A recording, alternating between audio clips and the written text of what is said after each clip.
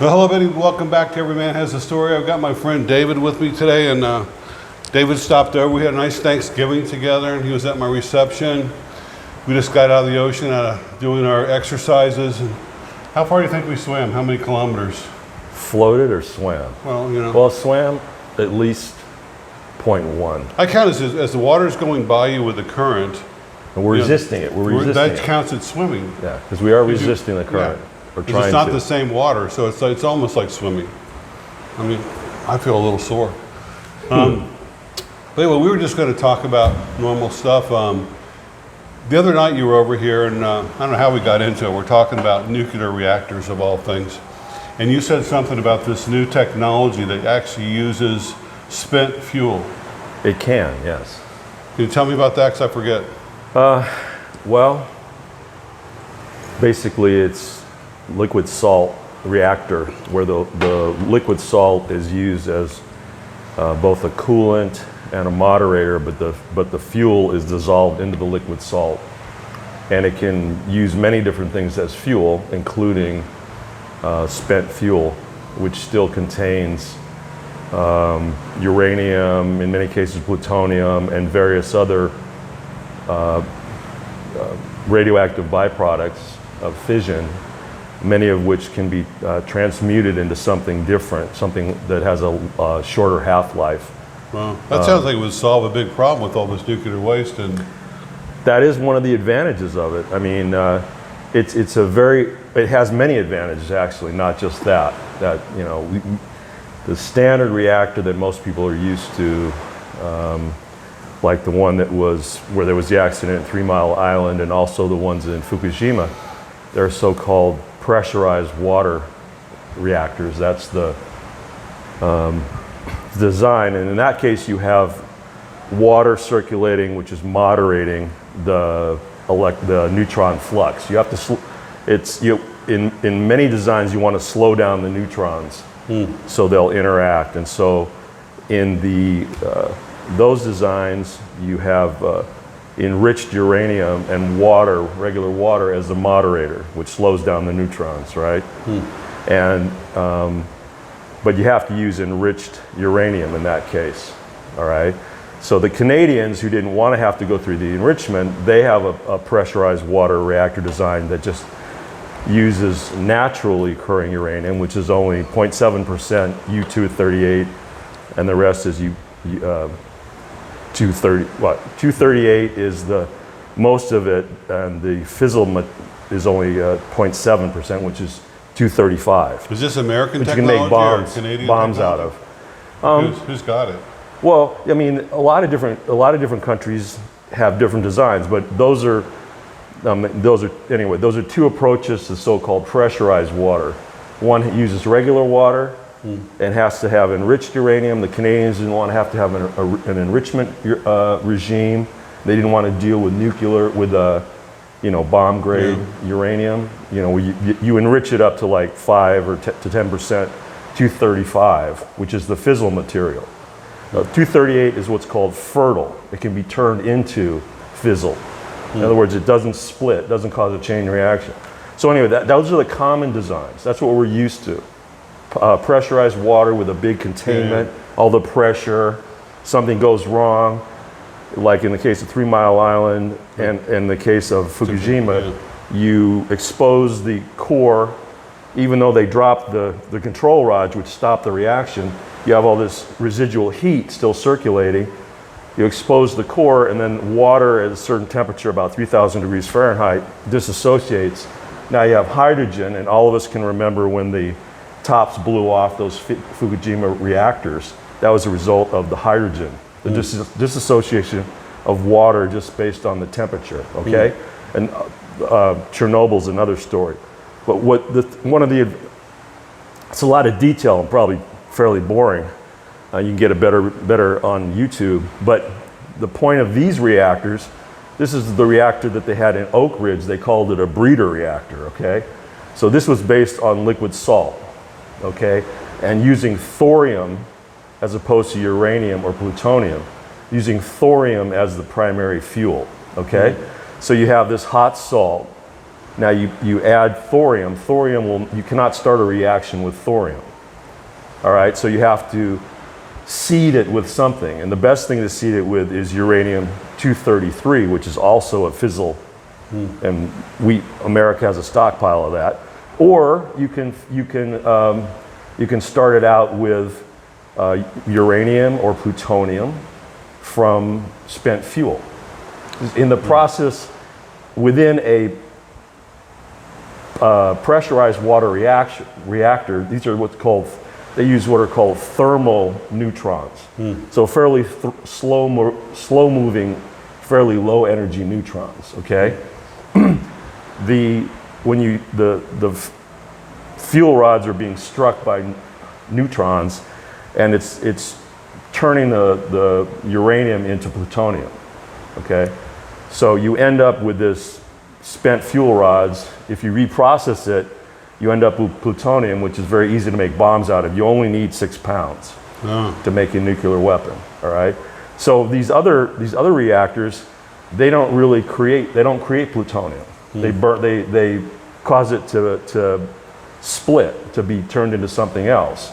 So anyway, instead of having these fuel rods and a boiling pot of water that's cooling it and moderating it, you've got this big pool of hot salt, okay?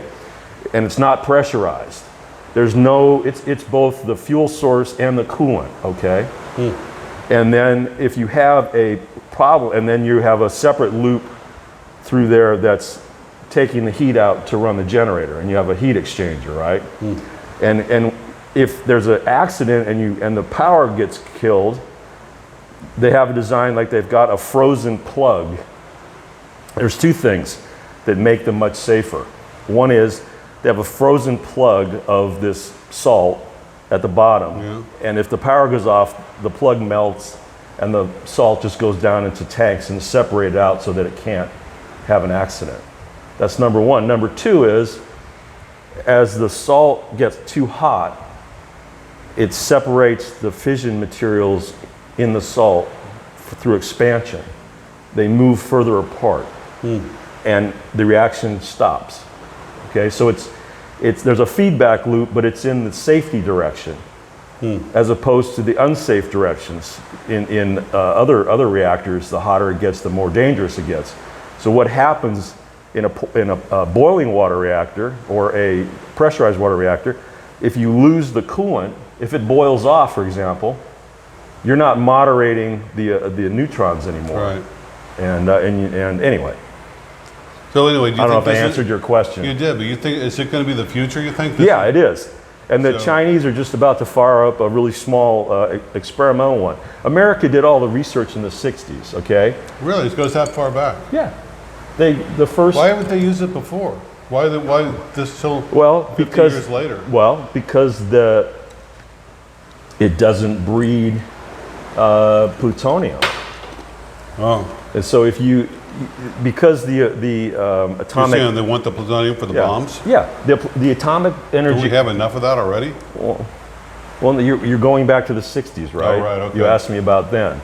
And what the Atomic Energy Commission had unfortunately, the dual purpose of encouraging the non-military use of nuclear power, and at the same time they were responsible for creating the bombs, okay? Oh. And so the pressurized water reactors, they created uranium.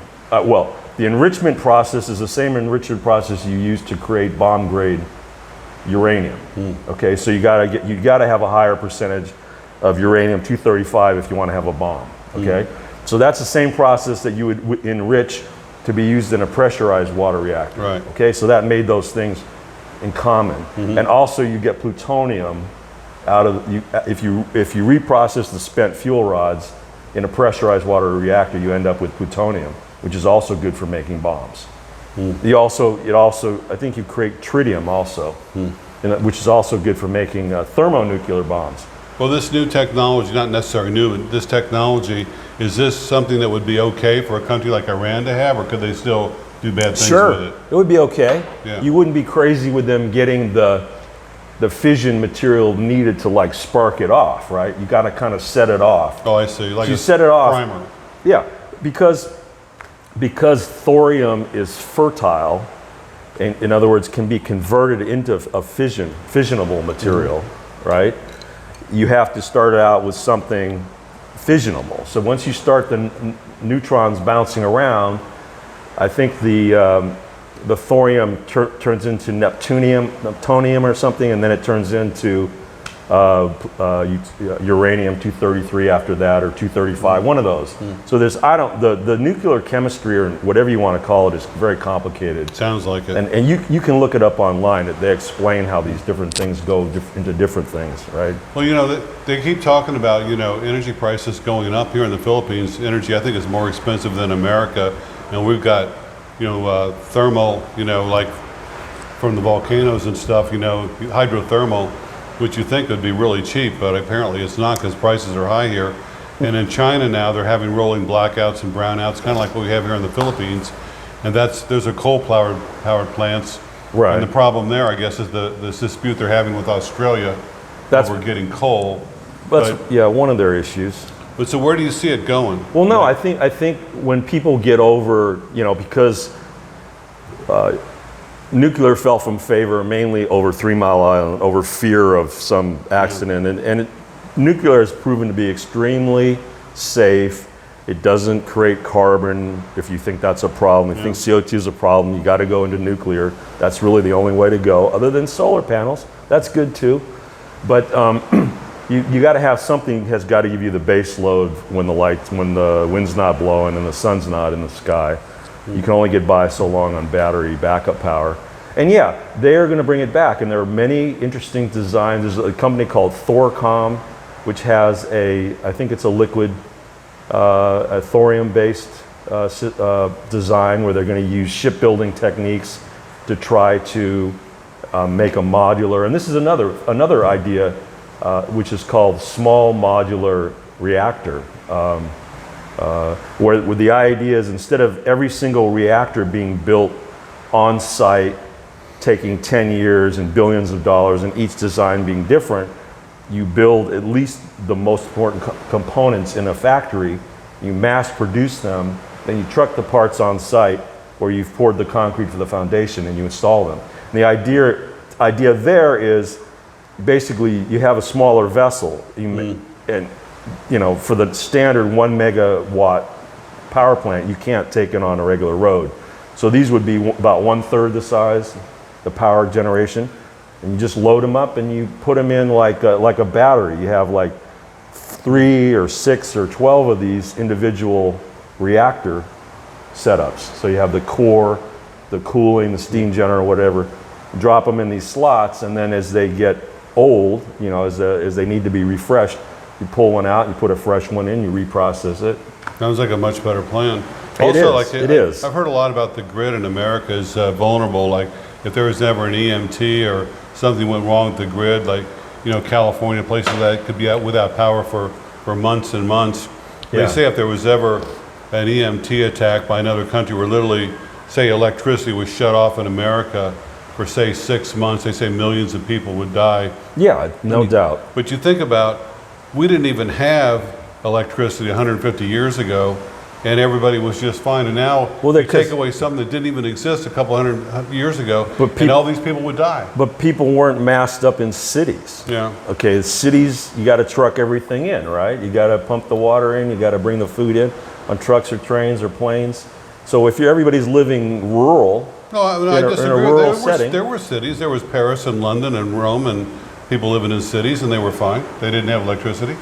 Yeah, but they didn't live a very healthy lifestyle, most of them. They didn't require the kind of things that we require, you know. I mean, you know, I don't think they had they have death rates from certain things that we wouldn't find acceptable.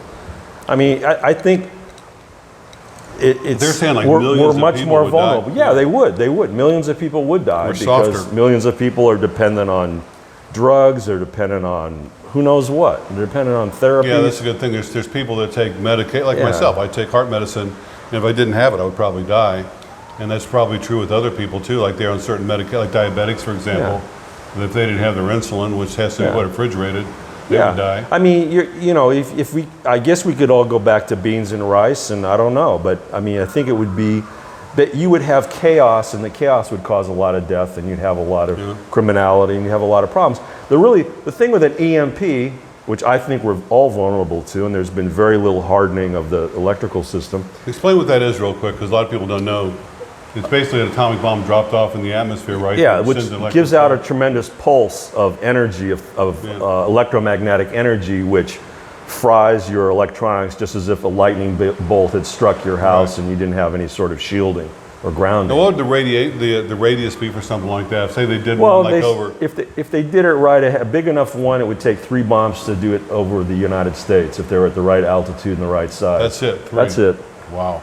And the thing about it is the electrical grid, and probably Robert would be better to talk about this than me, but you have these huge transformers. So, you know, we're used to the little transformer up on the pole, okay? Yeah. But there's transformers that have to deal with like the huge line power coming in from, say, a bunch of power plants into a city or something.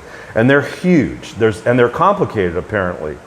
And you can only produce, they take a long time to produce. I don't understand what it is about them that's so complex. And that's the vulnerability. If those get blown up, you can't replace them. There's no spare parts. There are no spare parts. You have to custom build another one. It's think any of the parts come from bespoke. China? It's bespoke. I don't know. Probably, possibly. I mean, you could say, well, why don't we just stockpile them? Well, maybe we should do that. But people aren't usually that foresighted in what they're going to do.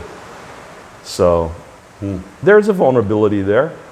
You know, and it's not that sophisticated technology either to do something to attack like that, is it? Really, well, it's not like you have a guided missile. Well, or anything. no, it is. I mean, to get 3 nuclear bombs to go off in the atmosphere above the United States takes a little bit of sophistication. But you know, that's why you know, you say, oh, Russia has 100 or 200 missiles pointed at the U.S.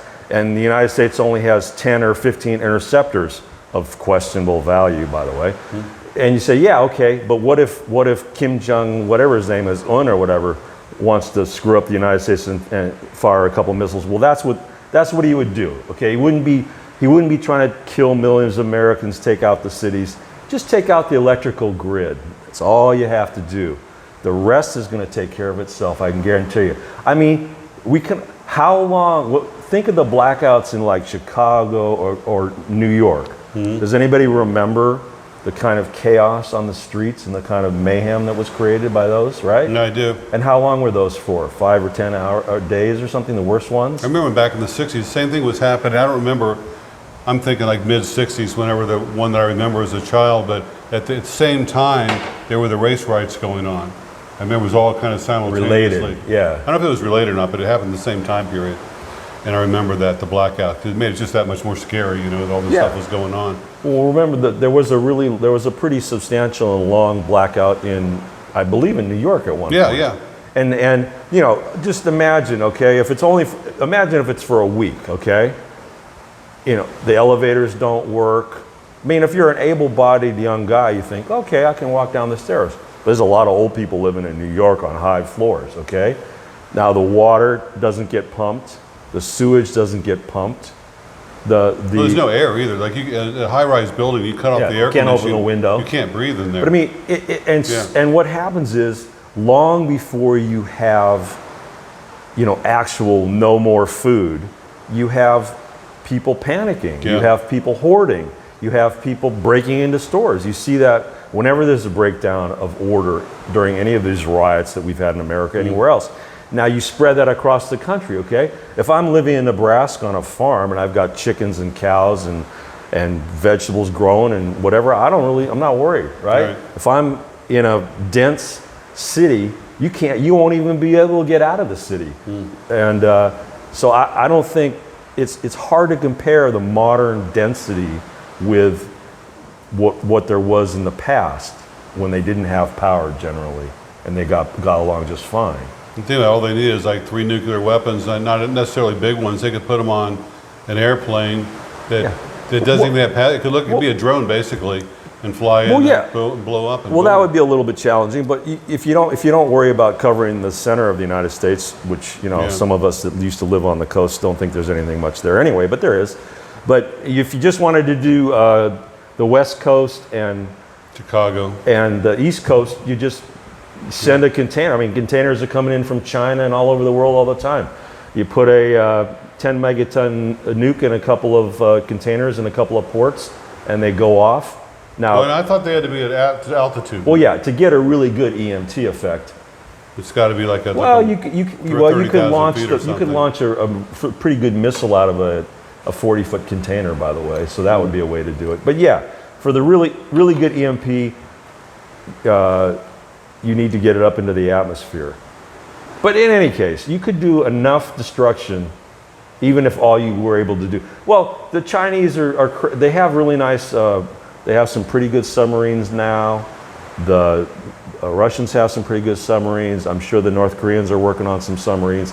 So let's say all you need to do is, well, you just need a freighter. You just need a freighter to get within 10 well, I'd say even 100 miles of the coast, and you just launch your missile off the freighter. Forget about getting if you want to get up into the atmosphere, yeah. Then you have about a 5-minute response time, which isn't enough. Well, the planes would drop out of the sky, right? Because computers would be shut down. Yeah. If they took the enough of a blast. I mean, supposedly you can harden things, like you put a Faraday cage or whatever around it. I'm sure Air Force One is hardened. It is absolutely hardened, as are theoretically you would think most of our bomber force and this and that. And of course the submarines would still be there underwater. But I mean, it really doesn't matter. If you're North Korea, if you wanted to destroy the United States and you did it with an EMP, the attitude was, is it really going to be worth it to America to launch now that they're destroyed? I mean, what's the point? Well, the thing is also it could be done where you don't know who did it. Why would they even have to declare? It could just be anonymous. Well, they could do the damage. You wouldn't even know if it was Russia, China, North Korea, or somebody else. That's possible. Well, this is a happy topic. Here we went from the future of nuclear power and the great salt reactors that can burn up the nuclear waste so we don't have to worry about it anymore or bury it. We could talk about zombies or, I don't know, let's talk about something happy like the stock market. Like, you're invested in the stock. It's just a little rotation. We're just having a little rotation. They call this risk off, right? So you wonder why is Bitcoin, well, it's very strange, okay? If you look at the 10-year treasury, which has been rising very substantially as a result of money printing and inflation coming, so that's been rising. All of a sudden it went down substantially on Friday because people are fleeing to what are considered, safe assets like bonds, right? That's fine if you don't mind the inflation eroding the value of your money. And then, of course, the high-tech stocks have been getting creamed too, but not the good ones, not the really big ones. They've hardly been moving. So what you're getting is, you call it a market rotation. I mean, the NASDAQ was only down 2.3%. What was the big loser? Is that substantial? I don't know. What was the big loser today? Like big companies, how'd Tesla do? And it's been holding up great. It's been virtually untouched. How'd my Ford do? I don't look at Ford. I feel sorry for you. I don't look at it. I don't look at Ford. But no, I mean a lot of the high flyers, whatever they've been lately, Lucid or Rivian has gotten creamed, but they should get creamed anyway. Moderna jumped up because of the supposed new COVID variant. Yeah. So everybody got excited. They were up 20%. Oh, goody. Wow. Well. Yeah, talking about the COVID and everything, there was an announcement today that the Philippines is opening back up to green countries December 1st. And I'd actually looked at this green list like a week ago, and Greece was on there. Like, I need to go to Greece for business, and it was on there. And now it's not on there. And I looked at the list of countries, most of them countries that most people never heard of. And so I don't know what's going to happen. Like the people that want to come here from Europe and from America, Canada, Australia, they're not on the list. And I don't know if have you heard, there's green, what's the next one down? Is it yellow? I have no idea. I don't either. I mean, I thought it was yellow. As we were talking about when we were out in the water, it's like, this looks like a list of countries to me that never tracked their COVID numbers, right? They're just like, and so at any of the modern countries, with modern medical systems or whatever, Europe or US or Australia, whatever, they're not on the list. Yeah, and we just heard that Australians like 90-something% vaccinated, so Yeah. you'd think they'd be And on the list. they barely had any COVID to begin with. Yeah. They had a ridiculously small fraction of COVID. So, yeah, Australia had way less than like Florida, yeah, I mean, which they is basically the same size population. they overreacted, you know. shall we say. And India's on the green list for some reason. I thought they had a real problem there, but Well, I guess not. no, because they take hydroxychloroquine. Oh, okay. So, yeah, in general, they take that. I don't know if it's because it protects them from malaria or what, but I think know. that's it. But Yeah. they never had that big of a problem. So anyway, I was anticipating some kind of announcement this month, and it happened, and I thought December 1st is when they would open up, which they said they did, but they're really not open up. It's only the countries that nobody ever comes to the Philippines from. Yeah, So exactly. But it's not going to help anybody. It's a start, it's a start. But I mean, to me, as soon as it looks like we're going to get back to some sort of normality in countries that are reliant on tourism, like the Philippines in particular, are going to have, some income coming back in. All of a sudden, they found a new variant, a new strain of COVID. I think they're just going to be playing this game until everybody tells them to F off, right?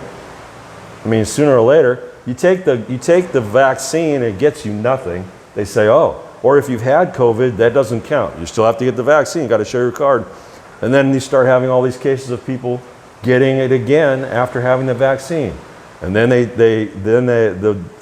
CDC redefines what a vaccine is. That's like I got the vaccine. Not a I mean, good thing. I'm not worried about the vaccine. I'm not pro or negative vaccine. I just got the vaccine, and I was hoping that because of that, I could travel back to America to see my family and go some other places. And now, basically, I can leave. Nobody's stopping me from leaving the Philippines, but I still can't get back in. And even though I'm married to a Filipino, I think I can probably find a way to get back in. If I have to go to the embassy, the Philippine embassy, whatever country I'm in, get a special visa, show my marriage papers, then maybe I can get back in, but also maybe not. They change things all the time, so I'm just kind of, sketchy about being able to leave. Well, I mean, at a certain point, it doesn't make any sense because you would be willing to jump through whatever medical testing hoops or whatever they required you to, right? True. In order to come back. But I don't want to spend 10 days in a hotel. But you're saying they won't even let you do it that way. I don't know. Yeah. I honestly don't know. And that, of course, I know guys that have come here though, who are married to a Filipino who's here, and they're coming. Like one of my friends was coming from Oklahoma, and he got in, but he had to quarantine in Manila for like 2 weeks or 10 days, and he couldn't leave the hotel. And for him, he had to eat the food that was there, which was like eggs and rice and fish. Yeah. And, so that's kind of inconvenient. It was expensive too. It was like $50 to $100 a day. Which me being cynical makes me think, because it's not like the testing standards are very high here in the Philippines. And I know a friend of mine who works for the government. He and his team, they put them all, they isolated them all because one guy supposedly had COVID, and they tested them over and over, and it was like positive, negative, positive. Yeah. He is so annoyed with the system now, and he's in the system. So the problem is, I'm cynical, and it makes me think, hey, the official who was testing you probably has a relationship with the COVID hotel guy, right? A little kickback action, right? You keep the hotel full, right? And you can't contest it. You can't say, wait a minute, there's no way I have COVID. I've already actually had it. They'll say, sorry, sir. Well, these tests aren't it's either accurate. go to jail or go to the COVID hotel. Yeah. Those are your choices. There was a cruise ship, Royal Caribbean, sailing out of Hong Kong. Everybody on the ship, passengers, crew, all vaccinated, everybody. And then right before they sailed, they were doing like random testing of the crew. And one of the crew members tested positive for COVID. And the Hong Kong government canceled the cruise. Cruise is over. They tested the kid the next day. He tested negative. The next day, sorry, they went with the first test. The second test, he's okay. They tested him again, still negative. And they canceled the entire cruise. Royal Caribbean lost all that money. All the people had to go home, for one wrong test. Yeah. And those things are happening all over the world. Well, of course, because these tests are very, like some would say, overly sensitive. And you have to have, most testing, when you're doing testing that's where somebody's health is involved, it's in a very expensive, very carefully maintained laboratory. Right. And here we are out in the third world. God only knows how the testing materials have been handled, whatever. We have no idea. It's like on the same level like as a pregnancy test, you know? Yeah, Basically, we have no better idea. than peeing on a stick. Yeah, I don't think the test is that robust that you can just do it anywhere and believe the results. Unfortunately, the results have a major impact on you. If they come up wrong, it can ruin your day. They ruin your trip. The people have been kept from making their connecting flights and all kind of crazy stuff.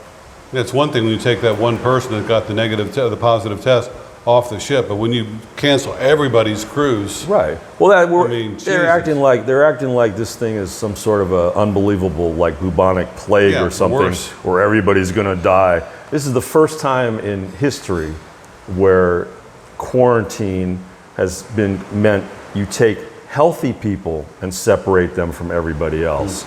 That's an insane thing to do, which I hope never happens again. Most of the big disasters in the history of the world have been man-made disasters, or shall I say government-made disasters. And this is a worldwide government-made disaster, unfortunately led by my government in America. We caused this. Or they take a natural disaster and they make it worse. Yeah, and this whole thing, I follow the science. I'm sorry, the science is all over the map. The science is always an open question. Well, speaking of the science, what is your opinion about whether it's a natural virus that just popped up in China and happened, or it came out of the lab in Wuhan? Like my theory, or not my theory, from what I've read, what I believe, is that the Chinese at the lab in Wuhan were experimenting with these viruses. It's called gain of function, is what they were doing. Yes. So but the thing is, were they just studying it, or were they trying to create a weapon? Because if it was, they were just studying it, and one of the technicians accidentally gets infected, spreads it to everybody in his home and family, that's one thing. But if it was a weapon and he got infected and took it home, that's a whole different thing. Well, there's several different issues there. Number one, I do 100% believe that it was created in the Wuhan lab. They were doing gain of function on coronaviruses. Gain of function is where you add a function, you add a capability like greater infectiousness to a natural virus, and then you try to front run. You try to create a vaccine against that, assuming that the natural current COVIDs are going to mutate. Yeah, you're trying to anticipate what the virus is going to do and be one step ahead. And America was funding it. Not necessarily a nefarious thing. It's a way of. Well, it's the communist Chinese, so I kind of believe everything they're doing. Don't we do the same thing? It's nefarious. No, we don't. You don't think we're doing that at all? No, we don't. We gave that all up. But so they're nefarious, and by the way, we just saw the Bond movie, and there's a weapon there that like targets certain DNAs, and I'm a little concerned about that going forward. By the way, I think it's a little prescient on their part, because I know the Chinese are collecting DNA all over the world, and in theory you could target certain races. Certain races, or exactly. Even certain ages of people. You could in fact do that. But I mean, you could say that's conspiracy theory, but I think it's plausible. But no, they may have been trying to create a weapon. I don't know, but I know that by them lying about it coming out of their lab, they kept everybody from getting the jump on it, from being able to contain it. And I frankly think that it was. They try to claim that it was first known in February of 2000 and whatever, what was it, 2020? But I think, frankly, it had gotten out at least 6 months earlier than that. Well, it's like right now, there's evidence of that. In China, all the news that comes out of China is all positive news for them. Nothing negative ever gets out. Even if it's an accidental fire or something like that, they control everything, so that's most likely the case. But I don't believe that they released it on purpose, especially in their own country. I think it was sloppy lab work and accident. Could be. The lab was known to not be up to the standards for dealing with those sort of dangerous things, right? And the fact that America and Fauci, by the way, was getting funding for them and giving them funding for this sort of research is insane, given that the lab was known to have safety issues. So it never should have been going on. It's negligence at best. At worst, it was done on purpose. But here we are stuck with it, and now because people don't really understand science or biology or vaccines or viruses, because they don't understand it, and they've just been bullied into being afraid by the media. Now everybody has to run out and every 6 months, oh yeah, okay, I'll get another jab. Oh, it doesn't really protect me. It doesn't keep me from giving it to other people, but you tell me I've got to get it to keep my job. This is insane. This is the tyranny. And the sad thing is people just aren't, they don't understand what science is about. You know, science is not about consensus. And now, like the Soviet Union, they used to use supposed scientific consensus to do really ridiculous things, or say you're crazy or whatever. Now we're all subject to this fake consensus. Because frankly, the supposed experts, they don't know their ass from third base. They're just political actors now, Well, as far as I'm concerned. Well, for me, it's like, I've told you before, like I wouldn't go myself pro-vaccine, but I got the vaccine and I'm going to get the booster. And I did too, by the way. I'm going to collect and get all of them, I don't care, because I've had so many vaccines being in the Navy and being on cruise ships and never had a bad reaction. However, I do not believe it's right to take a police officer or a doctor or anybody, and say, okay, you must get this vaccine, you're going to lose your job. That's wrong. You're forcing people to do something they don't want to do. If they want to risk their own life, that's fine. But if you're vaccinated and everybody around them is vaccinated, they're only risking their own lives. And I've got friends of mine that didn't get vaccinated that are dead. I got friends of mine that are very sick, didn't get vaccinated, and I've got friends of mine that didn't get vaccinated. Nothing's happened. They haven't got. They've been all over. My brother's not vaccinated. He's got a business where he talks to people all over Florida, and hasn't got COVID yet. So who knows? But anyway, my body, my rights. Yeah, that's right. Your body, your rights. And Mark and I actually agree 100% on this. We do. I agree 100%. Whether you're pro or against vax, whatever, right, it's the individual choice. Yeah, and you should make the choice for your children too, not the government. That's exactly right. Anyway, we're running out of time and running out of battery. I'm down to like 5% battery. We've gone over 30 minutes. So thank you so much for your time, David. Thank I really you. Appreciate My it. pleasure. Conversation. Every time I talk to you, I learn something. I hope we didn't freak anybody out. No, that EMP, that wasn't supposed to be on the menu. And just remember, like, we're not claiming to be experts on any of these subjects. We're just two guys having a conversation. That's all it is. I look forward to everybody telling me how wrong I was about 233 and everything else. Okay. Bye, guys.